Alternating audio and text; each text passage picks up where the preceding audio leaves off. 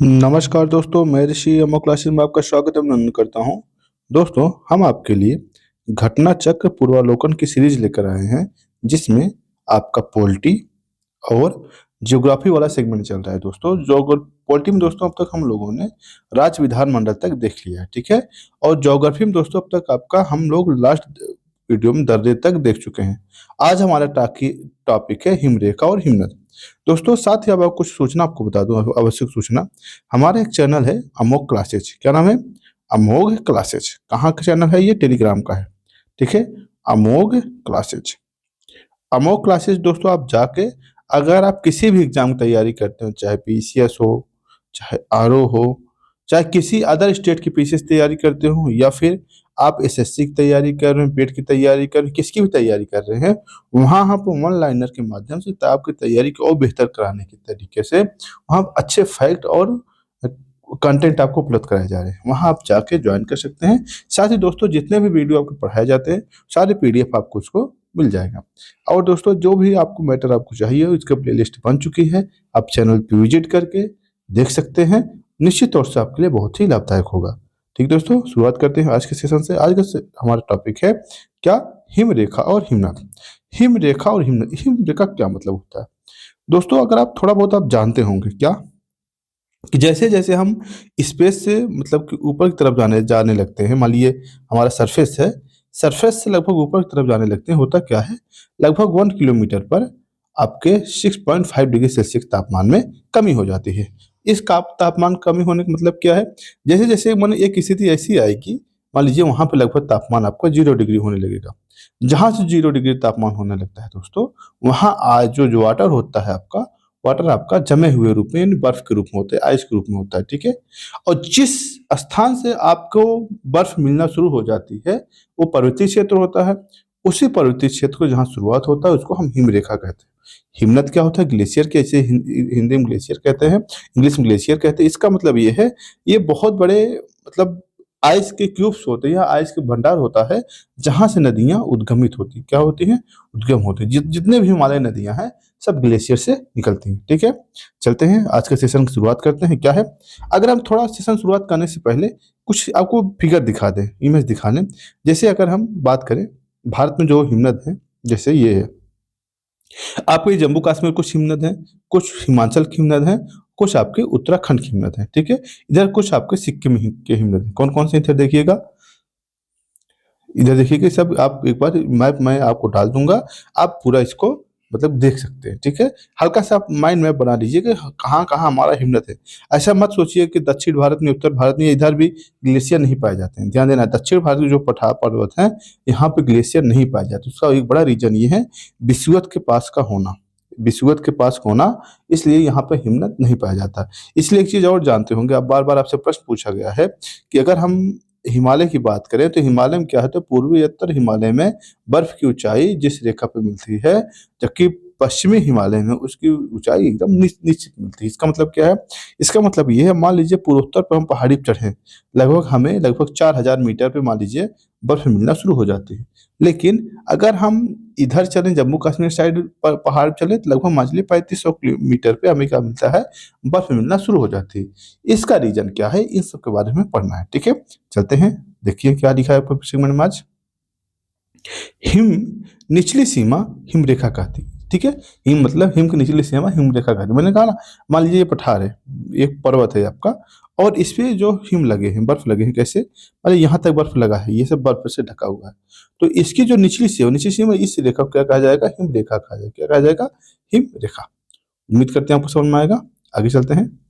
कह रहा है, अक्षांशों, उच्चावाच, वर्षण की मात्रा और ढाल, स्थानीय स्थलाकृतियां, भिन्नताओं के कारण हिमालय के अलग अलग हिस्सों में हिमरेखा अलग अलग है, ठीक है। मैंने कहा ना, ये सब अक्षांश, अक्षांश मतलब किस अक्षांश में है। मैंने कहा ना, अगर इक्वेटर के पास में है तो हिमरेखा नीचे मतलब ऊपर पाई जाएगी।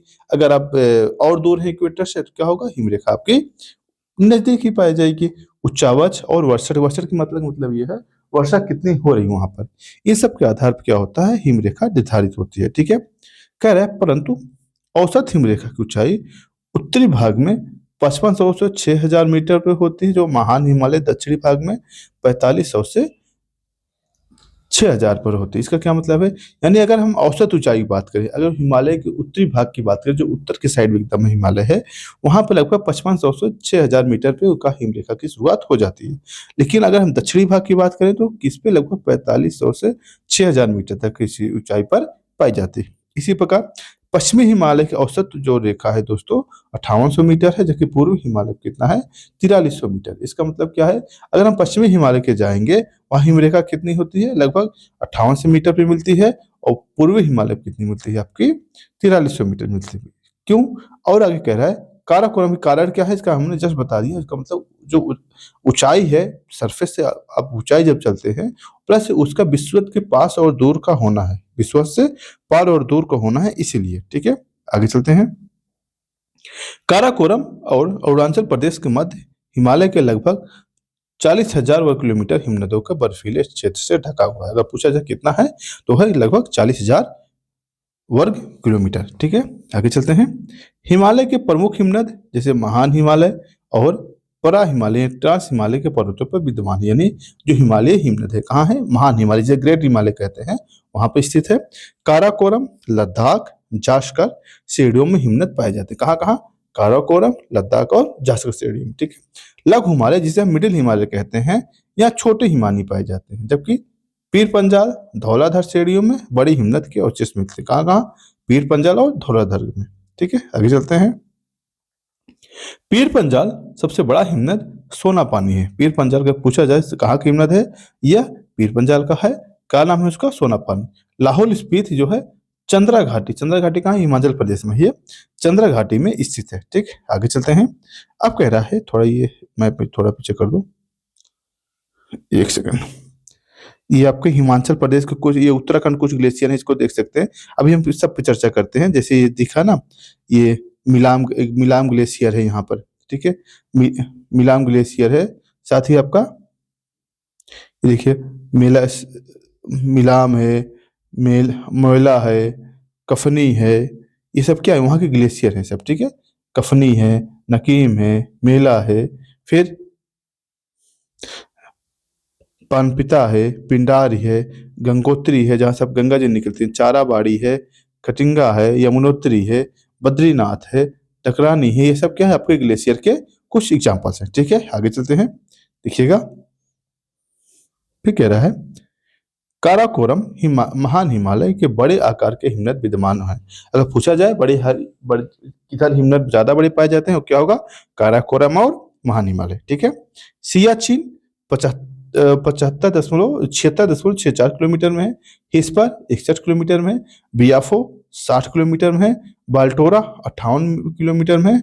ससाइन 17.85 किलोमीटर में प्रमुख है। यानी ये सब ऐसे हिमालय हैं, ये मतलब ऐसे क्षेत्र हैं जहाँ पे ये ग्लेशियर पाए जाते हैं। ठीक है, ये आपसे एग्जाम में बार बार घुमा घुमा कर पूछा जाता है। सियाचिन तो बहुत बार पूछा गया प्रश्न है।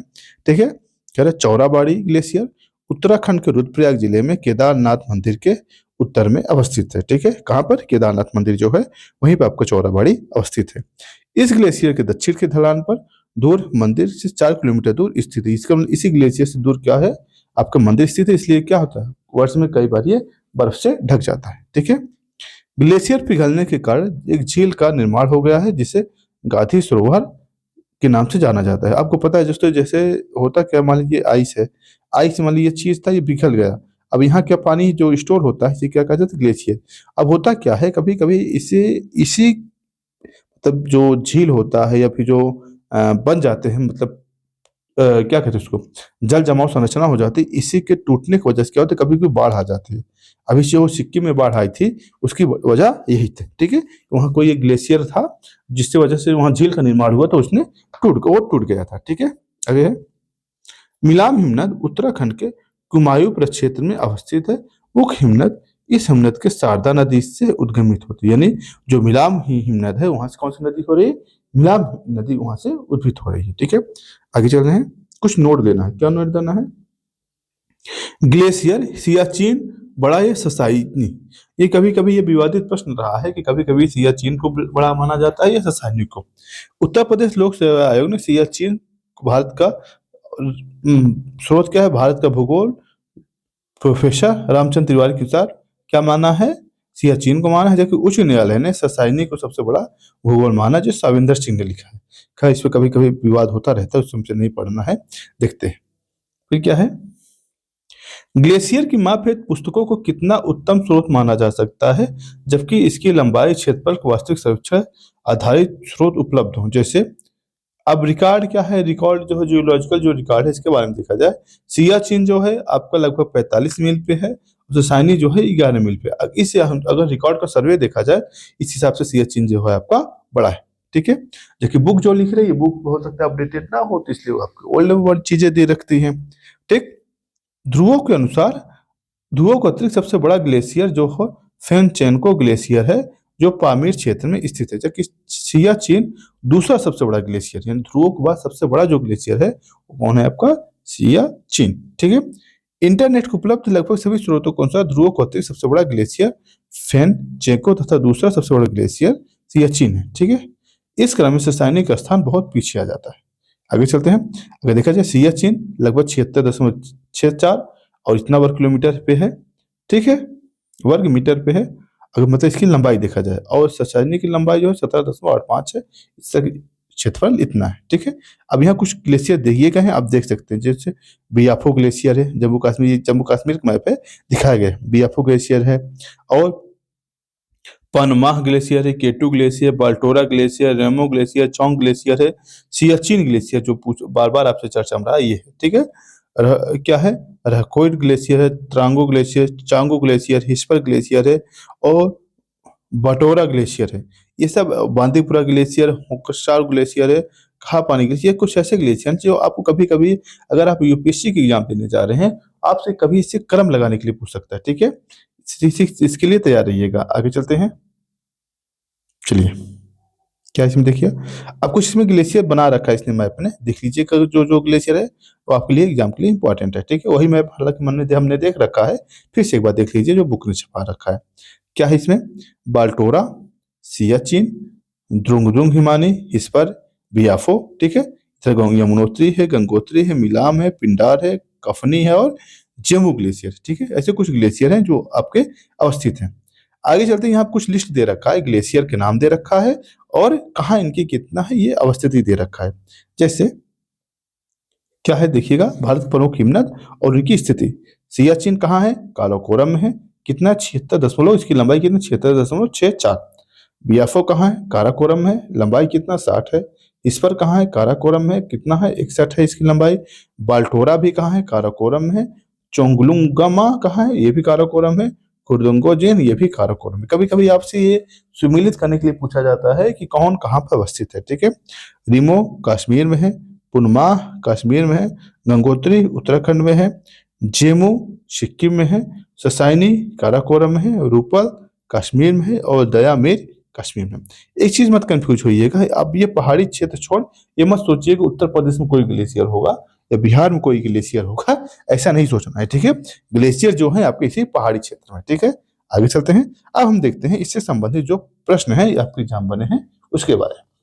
देखिएगा, पहला प्रश्न है, हिमालय की हिम रेखा निम्न में से किसके बीच अवस्थित है। अब बताइएगा, जस्ट बताइएगा।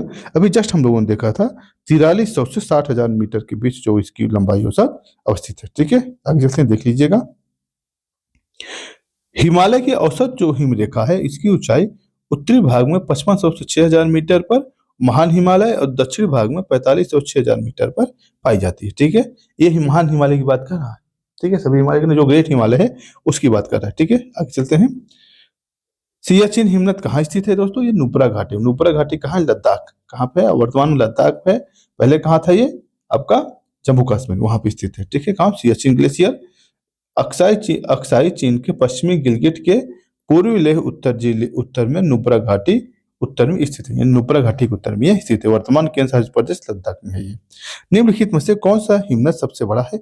मैंने कहा ना, सियाचिन ग्लेशियर, बहुत बार ये प्रश्न पूछा गया है। निम्न में से कौन सा ग्लेशियर आपका बड़ा है या छोटा है। ठीक है, आगे चलते हैं। क्या है, कौन सा बड़ा ग्लेशियर, निम्न कौन सा सबसे बड़ा हिमनद है। अब इसमें जो ऑप्शन दे रखा है, कंचनजंगा, रुनन्ना, केदारनाथ और गंगोत्री। आप देखिए इस हिसाब से जो गंगोत्री है हिमनद है आपका सबसे बड़ा है। क्यों, क्योंकि जो गंगोत्री है इसकी जो लंबाई है लगभग कितनी है, 26 किलोमीटर है। ठीक है, जो डुंडनु है इसकी लंबाई 19 किलोमीटर है। जो केदारनाथ है दोस्तों, केदारनाथ की लंबाई आपकी लगभग 14 किलोमीटर है। और जो आपके कंचनजंगा है, कंचनजंगा की लंबाई 16 किलोमीटर। इस हिसाब से देखेंगे जो आपको गंगोत्री हिमनद है ये सबसे आपका बड़ा है। ठीक है, निम्नलिखित में से कौन सा विशाल हिमनद हिमनद है? तो मैंने कहा ससाइनी और सियाचिन में जब विवाद होता है, हालांकि सियाचिन ही सबसे ज्यादा होता है। कहीं भी ऑप्शन आ जाए तो सियाचिन आपको मानना है, ऑप्शन देख लीजिएगा। ससाइनी 17 kilometre, Gangotri 26 kilometre, Zemu 25 kilometre और सियाचिन आपका 76 किलोमीटर। ठीक है, आगे चलते हैं। चौराबाड़ी ग्लेशियर कहाँ है दोस्तों? ये केदारनाथ में स्थित है। कहाँ? केदारनाथ उत्तराखंड में, केदारनाथ के उत्तर में, उत्तराखंड में। ठीक है, आगे चलते हैं। उत्तराखंड में अवस्थित है, इसी ध्यान दीजिएगा, बार बार आपसे एग्जाम पूछा जाता रहा है कहाँ पे कौन सा ग्लेशियर आपका अवस्थित है। ठीक है, आगे चलते हैं। थोड़ा सर्दी का मौसम है, तो मौसम क्या है, थोड़ा तबीयत कम ठीक है, इसलिए आवाज थोड़ा सा अजीब लग रहा होगा, बट मैं कोशिश कर रहा हूँ अच्छा से आपको कोई दिक्कत ना हो। ठीक है, हिमालय के हिमनदों में पिघलने की गति कैसी है? सबसे कम है, सबसे अधिक है, विश्व के अन्य भागों में हिमनदों के समान है। हिमालय के हिमनदों के पिघलने के विषय में सूचना उपलब्ध नहीं, ऐसा नहीं है, सबसे अधिक है। यहाँ जो हिमनद है बहुत तेजी से पिघल रहे हैं। ठीक है, आगे चलते हैं। देखिएगा, हिमालय के हिमनदों के पिघलने की गति सर्वाधिक है। गंगा नदी के उद्गम के स्तर पर गंगोत्री ग्लेशियर तेजी से पिघल रहा है। इसी परिणाम स्वरूप इसका विस्तार कम होकर 50 वर्षों की तुलना में लगभग आधा हो गया। ठीक, आगे चलते हैं। लिखा है निम्नलिखित में से कौन सा हिमनद उत्तराखंड के कुमाऊं प्रक्षेत्र में अवस्थित है? तो झिस्पर, जेमू, मिलाम और कुरुपल। अब बताइए इसमें से कौन सा होगा दोस्तों? इसमें जो मिलाम ग्लेशियर है ये आपको कुमाऊं क्षेत्र में अवस्थित है। यहीं से आपको एक नदी निकलती है जिसका नाम शारदा नदी या काली नदी है। ठीक, आगे चलते हैं। आगे आपको प्रश्न पूछा गया, अब इसमें आपको मिलाना है, जैसे कौन सी नदी कहाँ से निकलती है, बंदरपुर से कौन सी निकलती है आप बताइएगा, जस्ट बताइएगा, आपकी यमुना नदी निकलती है। ठीक है, अब आगे है मिलाम। मिलाम से भी जस्ट आपने देखा कौन सा निकल रही नदी मिलाम से, ये शारदा या काली, शारदा या काली नदी ऑप्शन में है। शारदा या काली नदी मंदाकिनी, चेनाब और नुब्रा मानस। ठीक, देखिएगा, थोड़ा सा एक्सप्लेनेशन देख लिया जाए। क्या है? मिलाम से गौरी गंगा, सियाचिन से नुब्रा, जेमू से तिस्ता नदी निकलती है, 12 सिगरी से चेनाब नदी निकलती है। ठीक है, ऑप्शन ए आपका सही होगा। ठीक है, आगे चलते हैं दोस्तों। आगे हमारा टॉपिक है पठार। भारत के कुछ पठार हैं उसके बारे में देख लिया जाए, क्योंकि बार बार आपसे एग्जाम पर पूछे जाते रहते हैं। ठीक है, थोड़ा मैप देखिएगा इसके बारे में। इस मैप को आपको ध्यान से देखिएगा, इसमें देखेंगे आप, इधर आपका ये दक्कन का पठार है, दक्कन पठार के बाद नीचे कर्नाटक का पठार है, कर्नाटक का पठार के बाद आगे तेलंगाना का पठार है। ठीक है, इसके बाद ये छोटा नागपुर पठार है, ये आपका बघेलखंड का पठार है, ये आपका मालवा का पठार है, और सीधा इधर आपका बुंदेलखंड का पठार है जो उत्तर प्रदेश वाले हिस्से में पड़ता है, जब झांसी और हमीरपुर वाले क्षेत्र में। ठीक है, इधर आपके मेघालय क्षेत्र में शिलांग का पठार है। ठीक, ये कुछ ऐसे पठार हैं, ये तो मान ली ड्राई पठार, ये ड्राई क्षेत्र हैं जो आपको ज्यादातर आपके एग्जाम में मिलते हैं। और ये दंडकारण्य का पठार है, ये भी आपके एग्जाम में बहुत ज्यादा आपके एग्जाम में प्रश्न बनता है। तो मैं के माध्यम से उम्मीद करता हूँ क्लियर होगा। फिर से देख लीजिए, मालवा का पठार, बुंदेलखंड पठार, बघेलखंड का पठार, छोटा नागपुर पठार, शिलांग का पठार और दक्कन का पठार, तेलंगाना का पठार और कर्नाटक का पठार। ठीक, शुरू करते हैं वीडियो को। मैप में भी आपको यही दिया गया है, मालवा का पठार, छोटा नागपुर पठार, महाराष्ट्र का पठार, तेलंगाना का पठार, कर्नाटक का पठार, काठियावाड़ का पठार और दंडकारण्य का पठार। ठीक है, इधर मेघालय का पठार। ठीक, कुछ ऐसे पठार हैं जो आपके एग्जाम में पूछा जाए। ध्यान देना, ये यहाँ से लेकर यहाँ तक वाले क्षेत्र, ये देखिएगा, ये लगभग जो त्रिभुजा आकार की आकृति है, ये आपका दंडकारण्य का, दक्कन का ही पठार है। ठीक है, और दक्कन पठार को कई भागों में बांटा जाता है, जिसमें आपको महाराष्ट्र का पठार आ जाएगा, कर्नाटक का पठार आ जाएगा, ये सब उसके भाग आ जाएंगे। ठीक है, चलते हैं आगे। प्रायद्वीपीय भारत की चट्टानों की उत्पत्ति लगभग 6600 मिलियन वर्ष पूर्व हुई है। कितना? 6600 मिलियन वर्ष पूर्व हुई है, जिसे हम कार्बोनिफेरस युग कहते हैं। क्या कहते हैं?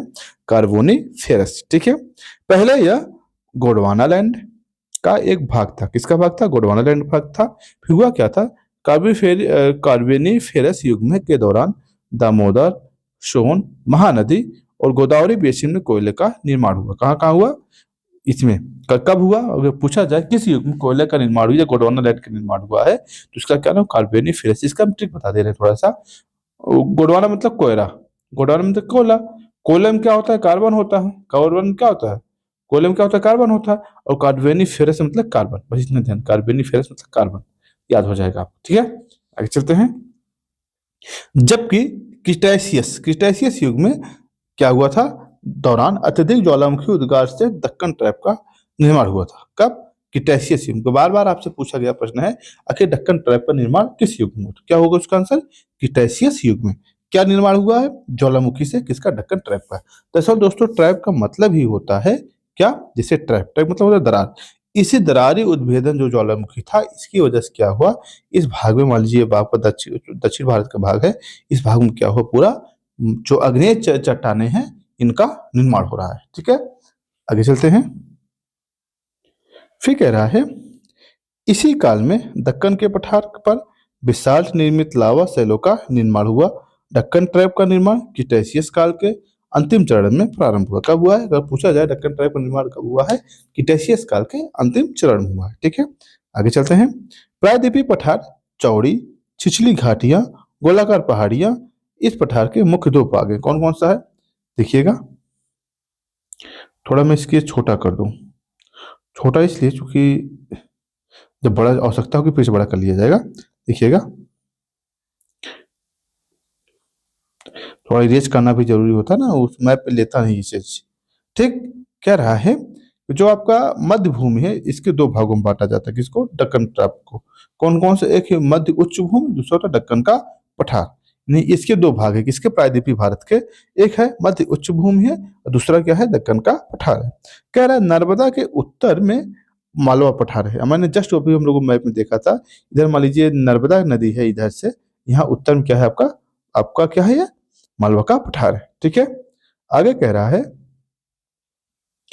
मालवा का पठार अधिकतर भागों में उच्च भूमि के नाम से जाना जाता है। जो मालवा का पठार है, इसको हम उच्च भूमि के नाम से जानते हैं। ठीक है, मध्य उच्च भूमि के पश्चिम में चौड़ी परंतु पूर्व संकीर्ण है। जो मध्य भूमि की जो पश्चिम में क्या है? एक चौड़ी और संकीर्ण भूमि है, और मतलब पश्चिम में चौड़ी और पूर्व में क्या है? संकीर्ण है। मध्य उच्च भूमि पूर्वी के विस्तार को स्थानीय रूप से बुंदेलखंड और बघेलखंड के नाम से जानता है। यानी ये ध्यान दीजिएगा, ये वाले जो मैप अगर देख रहे होंगे, ये वाला क्षेत्र, ये जैसे मध्य भूमि है। अब इसके जो पूर्व में है, ये क्या है? आपका पठार है। इधर कौन सा? बघेलखंड और बुंदेलखंड का पठार है। और इस क्षेत्र में क्या है आपका? पूरा मैदान टाइप का है। अरावली आ जाता है इसके बाद में। ठीक है, फिर दामोदर नदी अपवाहित छोटा नागपुर पठार उच्च भूमि का भाग है। यानी जो दामोदर नदी है, छोटे नागपुर से होकर क्या है? वो बह रही है। ठीक है, छोटा नागपुर पठार का विस्तार झारखंड, रांची, हजारीबाग, संथाल परगना, पलामू, धनबाद, सिंहभूम और पश्चिम बंगाल के फुलरिया जिले में है। ध्यान दीजिए कहाँ कहाँ, जो अभी मैं इस मैप में दिखाया था आपको, ये देखिएगा छोटा नागपुर पठार। छोटा नागपुर पठार का आप देखेंगे विस्तार, देखिएगा थोड़ा सा कि कितना विस्तार है इसका। देखिएगा, इसमें जिला स्टेट वाइज तो नहीं दिखाया गया, स्टेट वाइज मैं एक मैप और रखा हूँ, दिखा रहा हूँ आपको, थोड़ा सा ये देखिएगा। ये इसमें आप देखेंगे जो बुंदेलखंड वाला पठार है, छोटा नागपुर वाला, ये कहाँ कहाँ पूरा छत्तीसगढ़ वाला जो क्षेत्र जो है, कहाँ कहाँ तक फैला हुआ है। कई राज्यों में, पश्चिम बंगाल में भी है, आपके थोड़ा सा बिहार में भी है। बिहार खड़ा, जो झारखंड का उदय हो रहा है इसी का असर हो रहा है। झारखंड में भी है, छत्तीसगढ़ थोड़ा भाग टच कर रहा है, इन कई भागों में टच करता हुआ दिख रहा है। ठीक है, आगे चलते हैं, देखते रहिए, ये चीज ये बार बार बोल रहा है। ठीक, इस पठार में विभिन्न ऊंचाइयों को पठारों के क्रम में मिलता है। मध्य पश्चिमी भाग के पाटभूमि भी स्थित है। ध्यान दीजिए दोस्तों, जो मैं पढ़ा रहा हूँ, जो मैं बता रहा हूँ, पूरे यूट्यूब पर आप देखेंगे, जितना भी लोग घटना घटना चक्र पे आप पढ़ाएंगे, इस प्रकार से मैप पे नहीं पढ़ाएंगे। वो केवल किताब को रटते हैं या किताब को लाइन टू लाइन पढ़ रहे हैं। हम आपको लर्न नहीं है, आपको मैं इतना समझाने की कोशिश कर रहा हूँ ताकि आपको क्लासरूम की फीलिंग आए कि हाँ, हम क्लासरूम में बैठ के पढ़ रहे हैं। ठीक है, बस आपसे एक ही गुजारिश है, चैनल को शेयर करें, लाइक करें, सब्सक्राइब करें, ताकि हम आपके और आपकी इस कदम से और मोटिवेट हों और अच्छे अच्छे वीडियो आपके लिए लेकर आए। ठीक है, आगे चलते हैं। जिसकी अधिकतम ऊंचाई 1100 मीटर मिलती है। इस पठार की प्रत्येक दिशा में सोपान छोटा नागपुर पठार तीव्र स्कार्पो वाले रूप में पाए जाते हैं। ठीक है, अतः यह अग्र गंभीर का मतलब ये आगे की तरफ क्या है? एकदम ढलान टाइप का है, पीछे ऐसा नहीं है। ठीक है, मध्य उच्च भूमि के क्षेत्र में बहने वाली नदियां चंबल, सिंध, बेतवा और केन, और दक्षिण पश्चिम में उत्तर की ओर, दक्षिण पश्चिम से उत्तर की ओर बहते हैं। जैसे ये कह रहा है, मान लीजिए जो क्षेत्र है, इधर आइएगा, ये जो क्षेत्र है, इसी क्षेत्र से आपको चंबल, बेतवा, सिंध नदियां बहते हुए कहाँ जा रही हैं? पश्चिम से उत्तर की तरफ बह रही हैं। ठीक है, इसी चीज की बह रहा है, बात कह रहा है। ठीक, आगे चलते हैं। कहाँ का किधर बहती हैं? दक्षिण पश्चिम से उत्तर पूर्व की ओर बह रही नहीं बह रही? आपने देखा होगा, जब उसमें देखेंगे पाएंगे। ठीक है, इसी प्रकार नदियां इस क्षेत्र के ढाल को दर्शाती हैं। क्या करती हैं नदियां? इस क्षेत्र के ढाल को दर्शाती हैं। ठीक है, मालवा का पठार 530 किलोमीटर लंबाई और 390 किलोमीटर की इसकी चौड़ाई है। किसकी? मालवा की पठार की। ठीक है, और चौड़ाई के साथ प्रायद्वीप भारत का लगभग 1,50,000 किलोमीटर क्षेत्र विस्तृत है। यानी प्रायद्वीपीय भारत को बांटा जाए उत्तर के मैदान से, उसका क्षेत्रफल का लगभग 1,50,000 किलोमीटर इसके अंतर्गत आता है। ठीक, आगे चलते हैं। उत्तरी सीमा अरावली और दक्षिणी सीमा विंध्यन और पूर्वी सीमा बुंदेलखंड का पठार निर्धारित करता है। यानी जो मध्य उच्च भूमि है, इसके ध्यान दीजिएगा, इधर क्या है? अरावली है, इधर क्या है? बुंदेलखंड है, इधर क्या है? आपका विंध्यन है। इस प्रकार से ये अपना आपका जो मालवा पठार है आपका घिरा हुआ है। ठीक, आगे चलते हैं। अब देखते हैं दक्कन के पठार के बारे में। दक्कन का पठार त्रिभुजाकार का भाग है, जो नर्मदा दक्षिण में स्थित, जो नर्मदा के दक्षिण में स्थित है। यानी अभी आपने क्या किया, जो मालवा का पठार था, मालवा का पठार जो था आपका, ये नर्मदा किधर था? उत्तर था। मालवा का पठार नर्मदा का उत्तर था, लेकिन ये नर्मदा नदी है, इसके जो दक्षिण में कौन सा? दक्कन का पठार है। कौन है? दक्कन का पठार। मैप में भी देख लीजिएगा, इधर मान लीजिए आपका नर्मदा नदी है, ये इधर से नर्मदा के उत्तर में क्या है आपका? नर्मदा के उत्तर में आपको मिल गया क्या? मालवा का पठार है, और इधर जो दक्षिण में मिल गया क्या आपका? दक्कन का पठार है। ठीक है, उम्मीद करते हैं आपको समझ में आ रहा होगा। आगे चलते हैं। मेरा कोशिश है बार बार कि आपको इतना समझा दिया जाए ताकि आपको इसको पढ़ने के बाद कहीं और कुछ भी ढूंढना ना पड़े।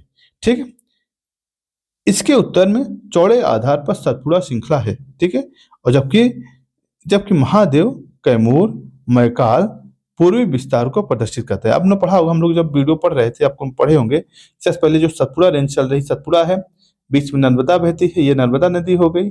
ठीक है, और ये आपका सतपुड़ा रेंज हो गया।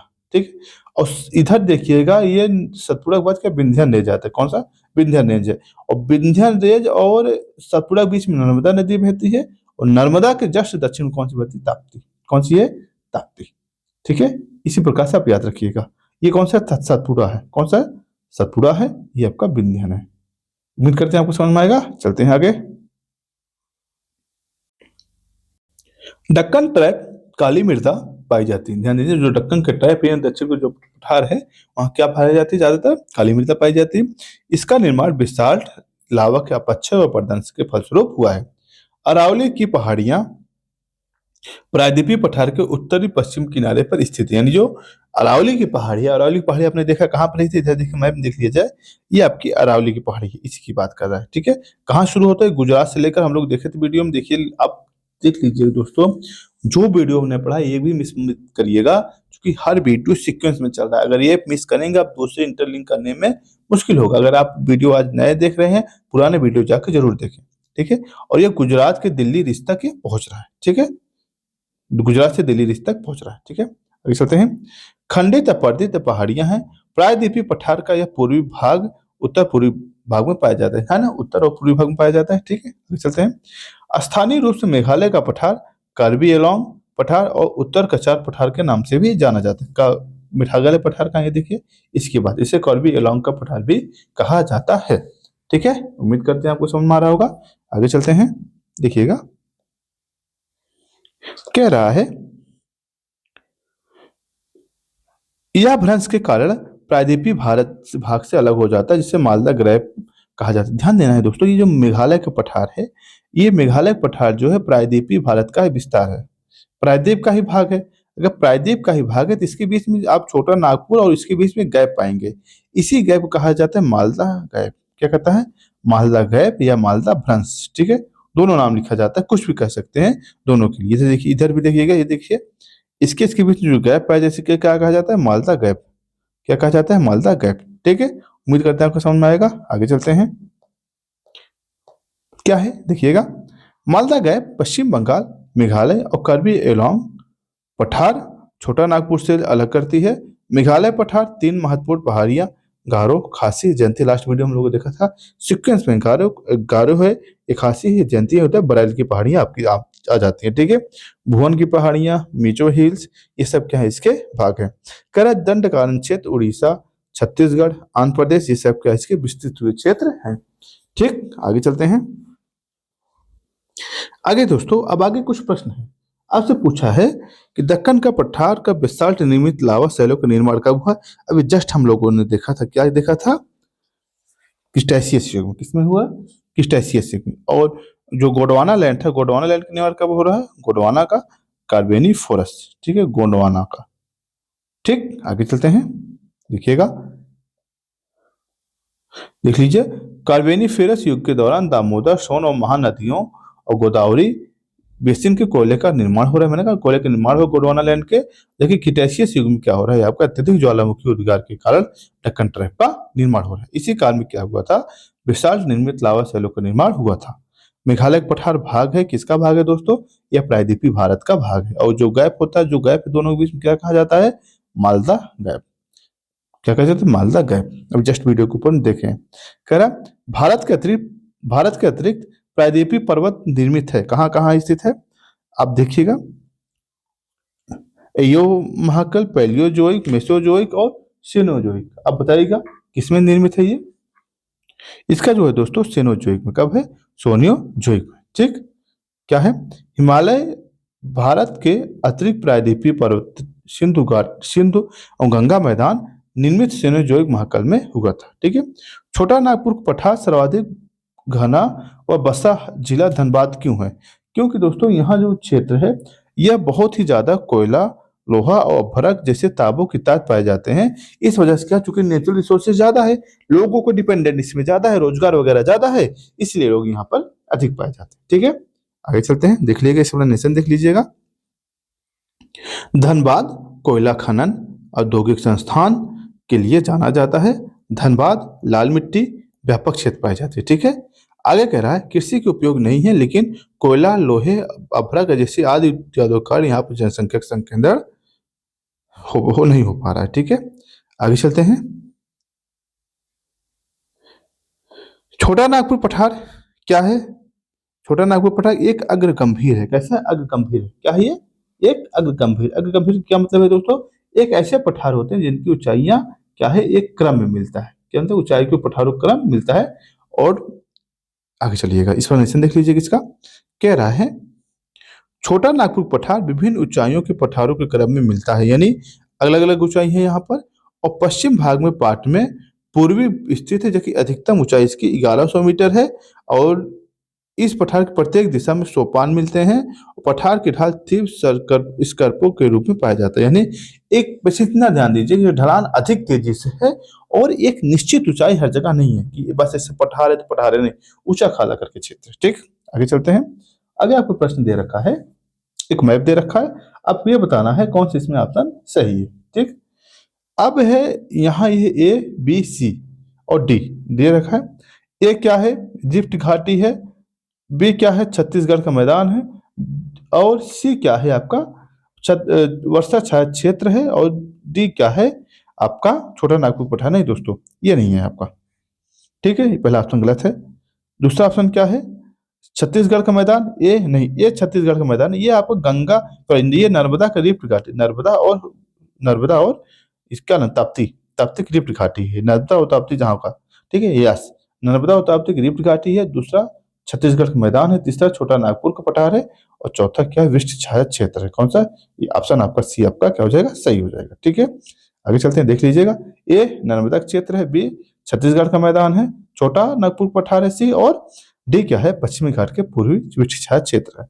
आगे क्या है, अरावली विंध्यन श्रृंखलाओं के मध्य पठार स्थित है। क्या नाम है इसका दोस्तों, मालवक पठार। क्या नाम है इसका, मालवक पठार। ठीक है, दंडकारण्य का पठार कहाँ स्थित है, आप बताइएगा। दंडकारण्य पठार कहाँ स्थित दोस्तों,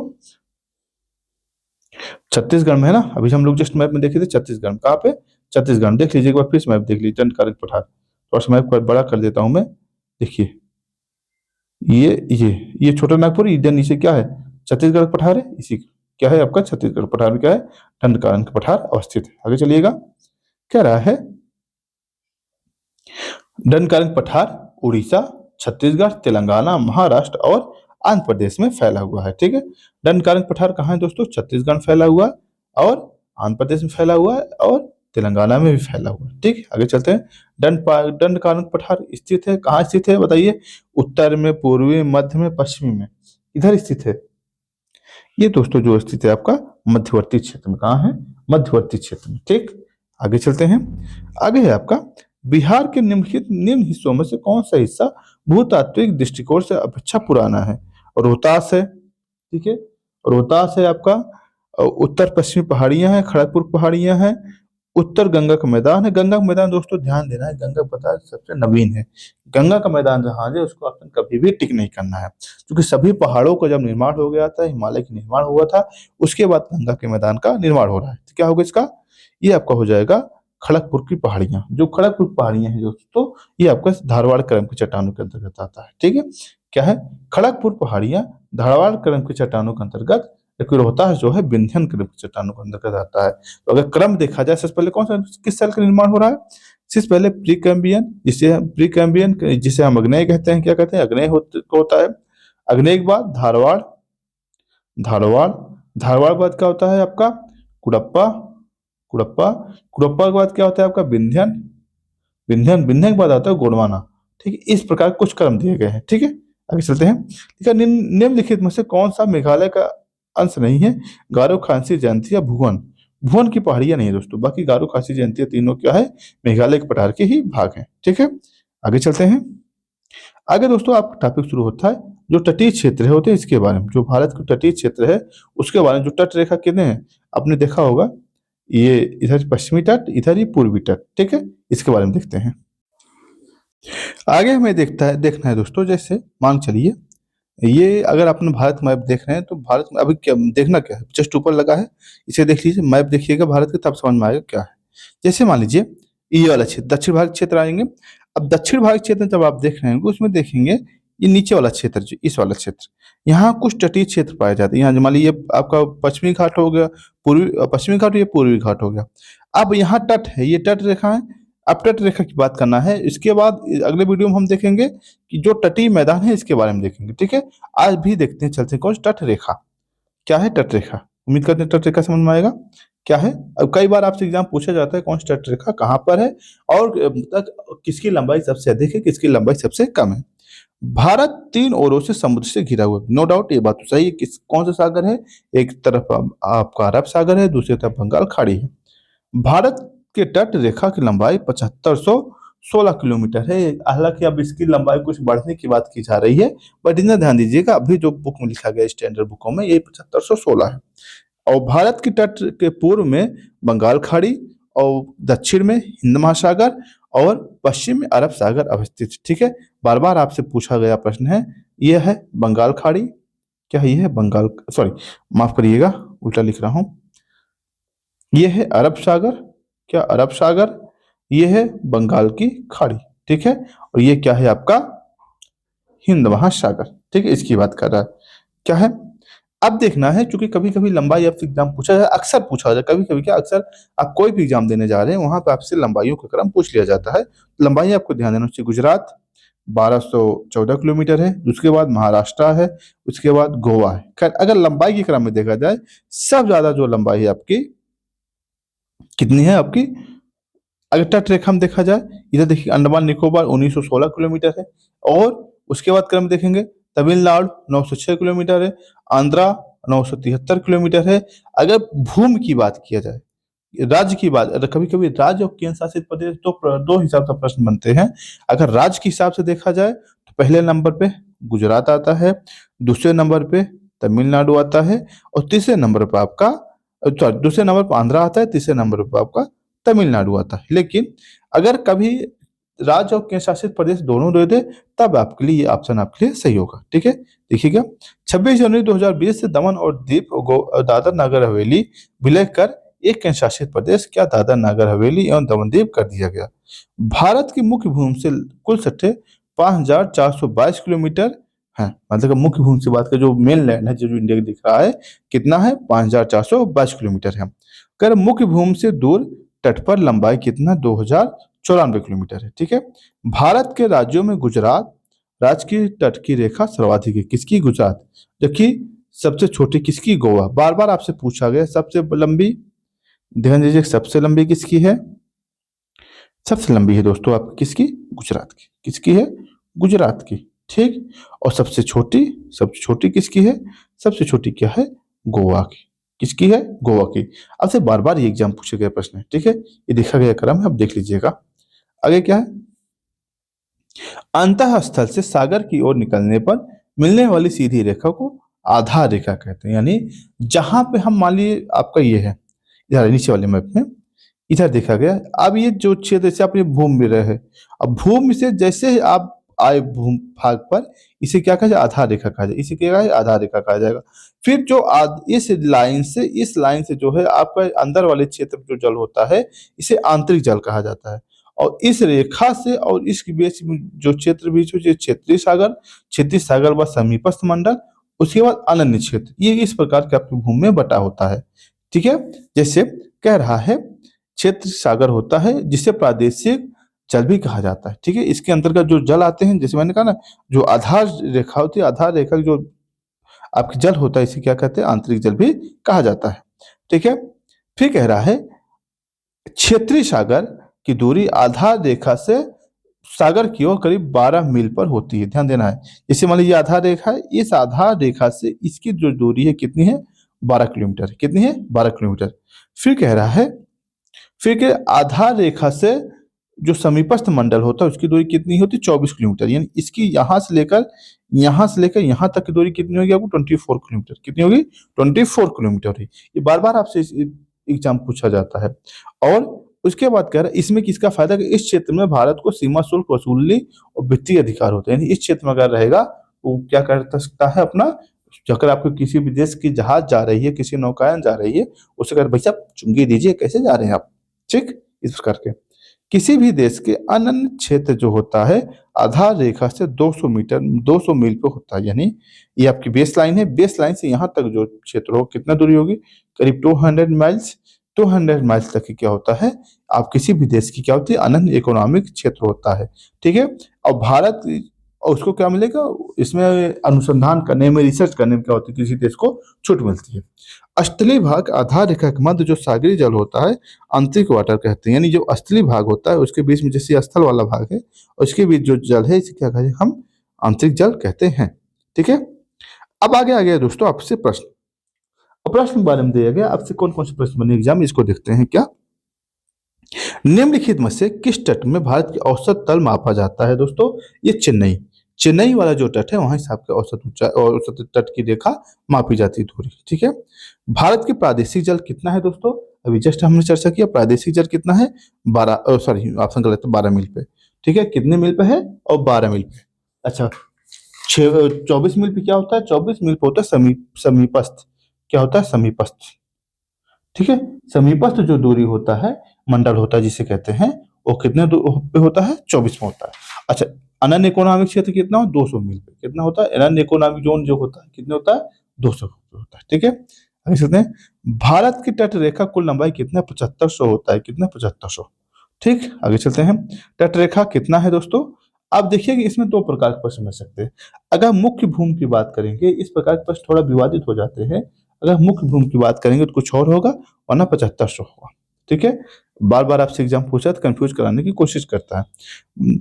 क्या है? निम्नलिखित में किस राज्य की तट रेखा सबसे लंबी? मैंने कहा बार बार से पूछा जाएगा, गुजरात की। गुजरात के बाद किसका आएगा? तमिलनाडु। गुजरात के बाद किसका आएगा? तमिलनाडु। तमिलनाडु के बाद किसका आएगा? आपका आंध्रा। ठीक है, ये बार बार आपसे पूछा गया प्रश्न है। ठीक, आगे चलते हैं। ये दिया गया है ना, अगर इसकी लंबाई देखें, गुजरात 1200, महाराष्ट्र 652, आंध्रा 973 और तमिलनाडु आपका 569। ठीक है, अब यहाँ देखिए कुछ मैंने तट रेखा लगा रखा है, इसको आप देख सकते हैं, जो आपको एग्जाम बन सकता है क्वेश्चन।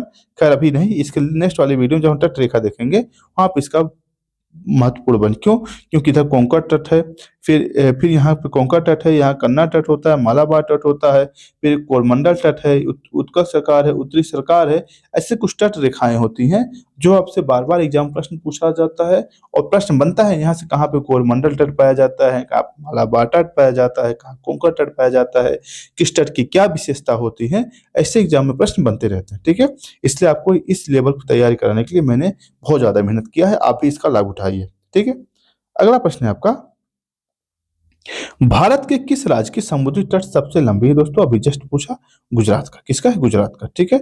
सबसे सर्वाधिक तट लंबी रेखा गुजरात। अगर मान लीजिए यहाँ पे होता राज्य प्लस संघ शासित प्रदेश ऑप्शन में होता और एक ऑप्शन दे देता अंडमान, क्या देता? अंडमान। तो उसका आंसर क्या हो जाता? अंडमान आंसर होता, तब गुजरात वहाँ का आंसर नहीं होता।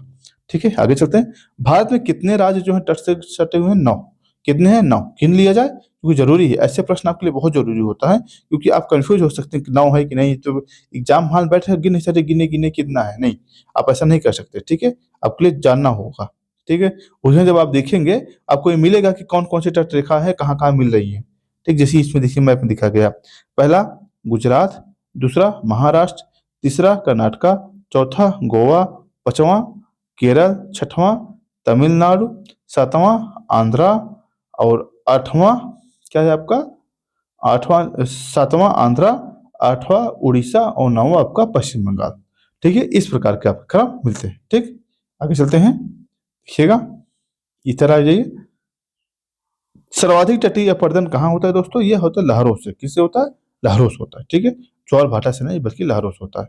आगे टॉपिक है दोस्तों पूर्वी और पश्चिमी तट। जबकि आपको पता है जो हमारे अभी जस्ट हमने मैप में देखा है कि हमने कहा ना, ये जो मैप देखिएगा, इस मैप को ध्यान से देखेंगे आपको पता चलेगा, जो मान लीजिए पश्चिमी घाट और पूर्वी घाट है, एक सेकंड, ये आपका पश्चिमी घाट है और यहाँ आपका पूर्वी घाट है। पश्चिमी घाट और पूर्वी घाट के किनारे जो समुद्र के बीच जो स्पेस बचा है, इस स्पेस को क्या कहा जाता है? तट कहा जाता है। इस स्पेस को क्या कहा जाता है? तट कहा जाता है। अब हमें इसी को पढ़ना है, किस तट को क्या कहा जाता है, ठीक है? इसको दोस्तों हम देखेंगे नेक्स्ट वीडियो में। आज के लिए इतना ही, धन्यवाद। इसका पीडीएफ दोस्तों हमारे चैनल है अमोघ क्लासेज, वहाँ जुड़ के आप आ सकते हैं। वहाँ हम अन्य एग्जाम की भी तैयारी करा रहे हैं, बिल्कुल फैक्ट सहित, जो फैक्चुअल टाइप था, अन्य प्रकार की तैयारी, न्यूज, हर चीज दिया जाता है। आप जुड़ के इसका लाभ उठा सकते हैं। आज के लिए इतना ही, धन्यवाद दोस्तों।